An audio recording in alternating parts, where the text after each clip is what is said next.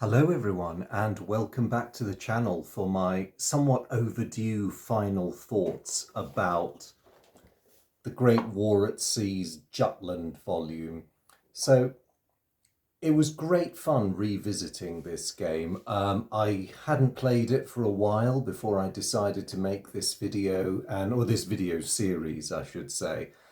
And although it had always been a happy experience in my memory, I think I'd rather forgotten some of the details of the gameplay, so it was really nice to get back into it and just to bring back good memories, really, because I first got into this series, as I said, in the late 1990s when it was still quite new.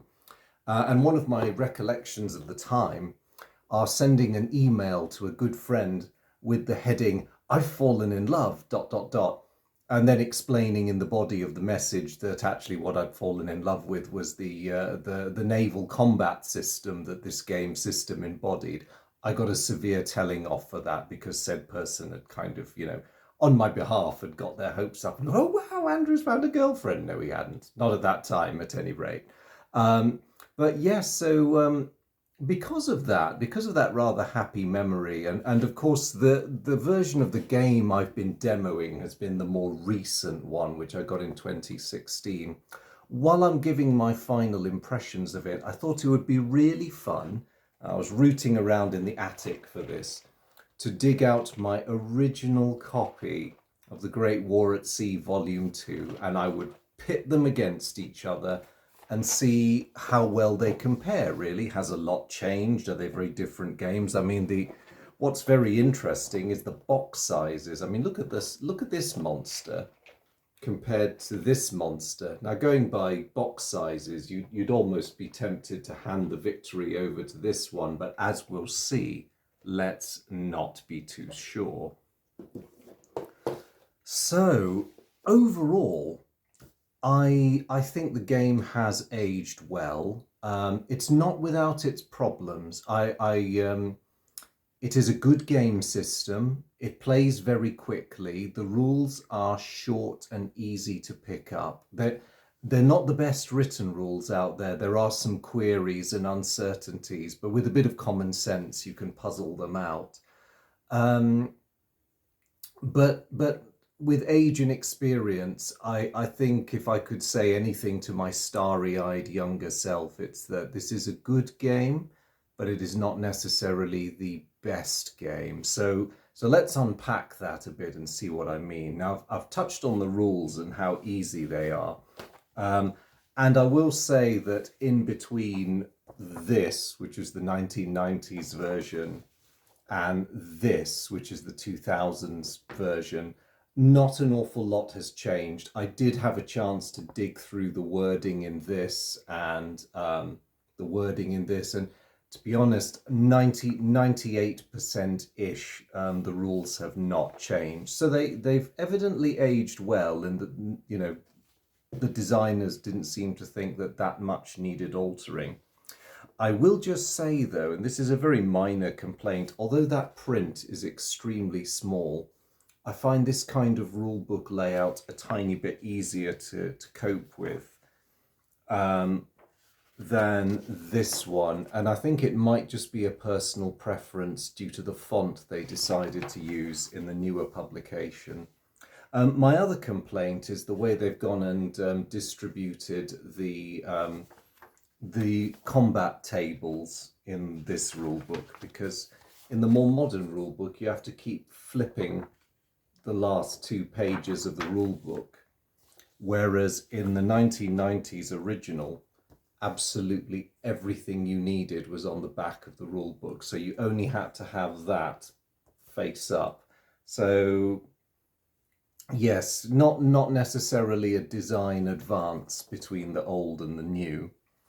What about the scenarios? So I enthused a great deal in my first video in the series about just how much the new one offers, and I stand by that. You have a huge range of scenarios.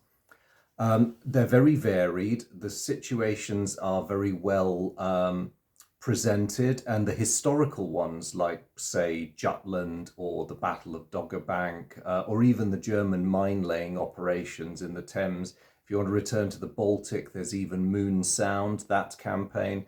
They're very well constructed and clearly very well researched. And it's much the same in the older one.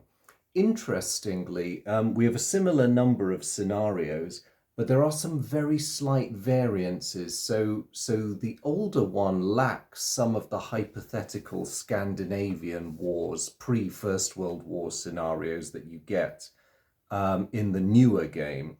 Everything in the older game is very strictly 1914 through to 1919. But I would say that these are equally well constructed and well researched. I don't really know what prompted the designers to move away from the original scenarios, because there was no real reason for them to do it, except maybe just to give a bit more variety. I mean, the Scandinavian scenarios in the new game are fun, and a couple of years ago I did play a 1905 campaign one between Denmark and Sweden with my friend Ian, and that was great fun. We really enjoyed ourselves. Where this game really, really shines, and where it has aged very well, is in the strategic system, the bit where you maneuver on the strategic map. Because the combat is fun, the combat is simple, but I think the really marvellous bit of the design is here, where you really do get to be a fleet commander, commanding vast numbers of ships in a game that handles them quite simply, but not simplistically. There's that important difference there. Again, I'm going to run a comparison because, and I have got my camera the right way this time, so no reversed images this time. So we've got this huge map in the new one with, you know, all the familiar territories and all the familiar battle sites. And it's enormous and glossy, and it's nice and it's detailed. And it has all these handy references along the bottom. But, this is another but, I don't think it compares all that well with the older map, which I'm going to hold up now. Take a look at this thing. I won't faff doing this in front of the camera because I'll probably knock my tripod over. But this thing, folded out, is exactly half the size of this thing. And when you're struggling for table space, that concedes a significant advantage to the older map. Not only that, when it comes to player aids, admittedly, if you know your eyesight's not great, then the finer print might be very troublesome, but this older one has a great deal more stuff on it by way of player aids than the new one does. It also, unlike the newer game, it differentiates between major and minor ports and ports that have air bases attached to them. Now, that didn't have a huge effect on play in many of the scenarios, and I can see why they ditched the distinction in the newer game. But as a historical detail, I liked it. I really did like it. The other thing they put in that I appreciated, because it saved your brain from hurting, is, I don't know how visible these are, but you can see these thin lines going between ports. Now these are merchant shipping tracks. Now in the newer game, you're just given a general area in the scenario setup, and you're told that you can raid enemy merchant shipping if you're in that area.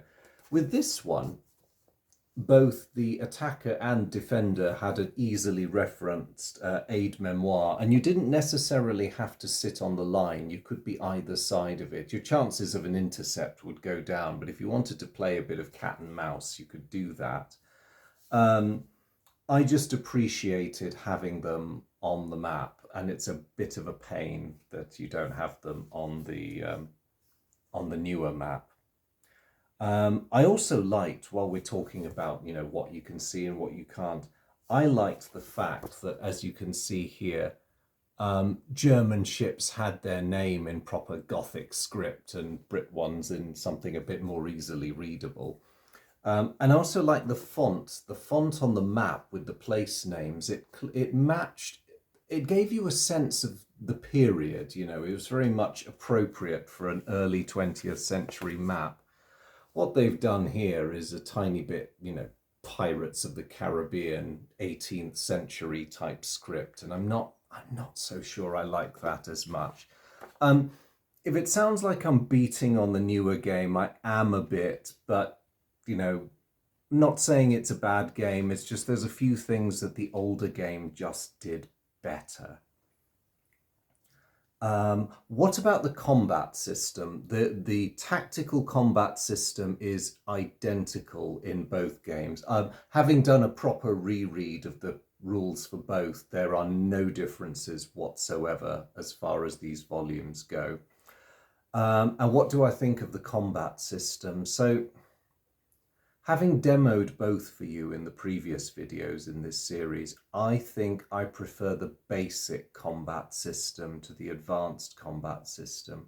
Because while I was very impressed with the advanced system back in the 90s, the more I play it, and the more I play it and compare it to other game systems that are set in the First World War, whether that's miniatures or counters-based naval battle games, I think that the advanced combat system in this game is in a way neither fish nor fowl. It tries to bolt on extra levels of tactical nuance to give players a more satisfying experience.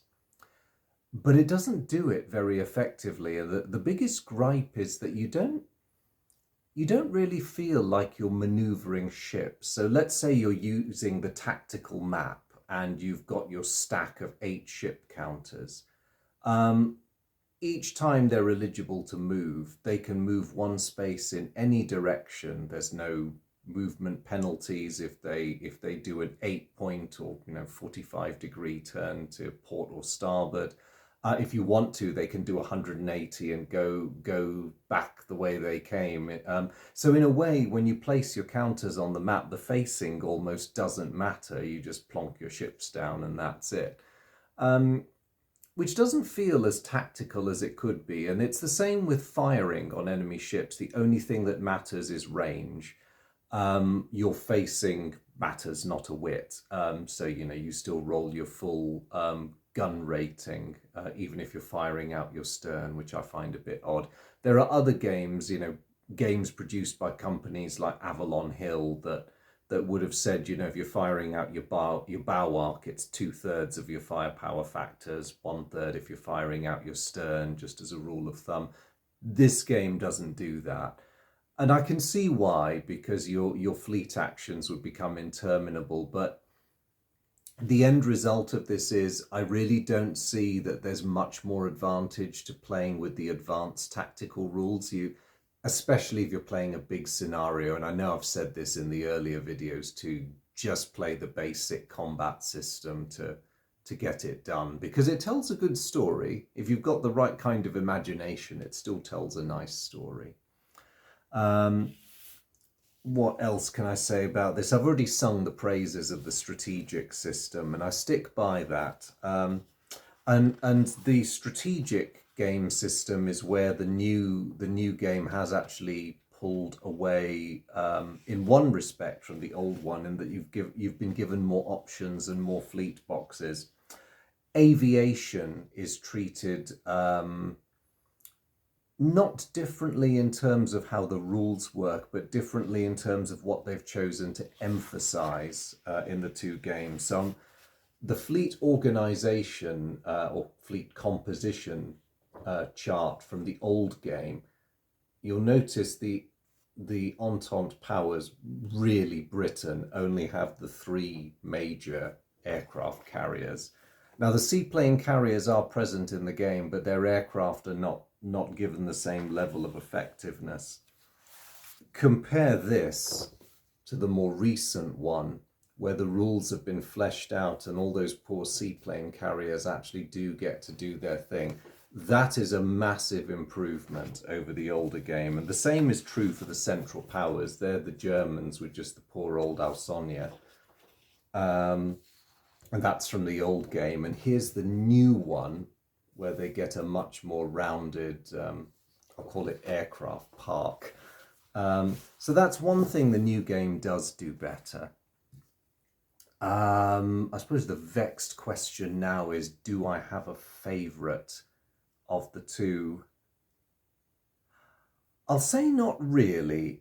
My preference for the older game is really a matter of nostalgia and aesthetics rather than a matter of playability. Oh yes, there were a couple of things. The composition of the fleets is very, very slightly different.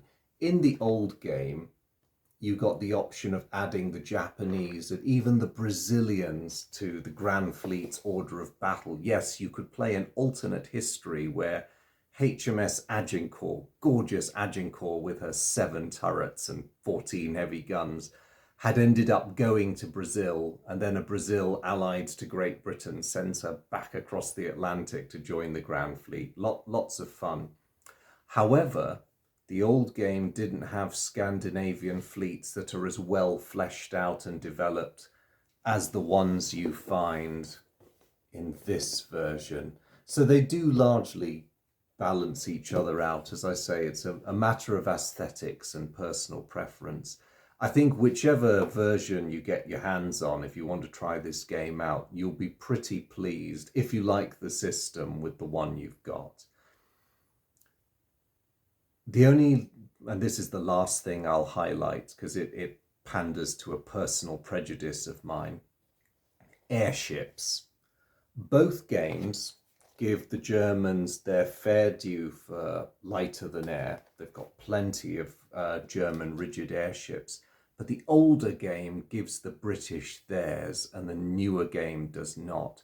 So if you play the old game, you could wheel out, the R-23 class, and you can actually play them as units, which I think is cool.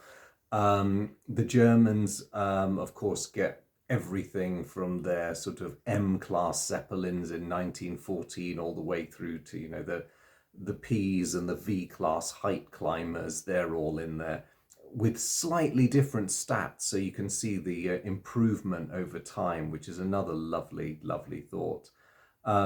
So yeah, slight demerit for the newer game for taking my precious British rigid airships away from me, but that is such a minor thing. It's not worth holding it against the game for. So do I like this game and is it worth getting?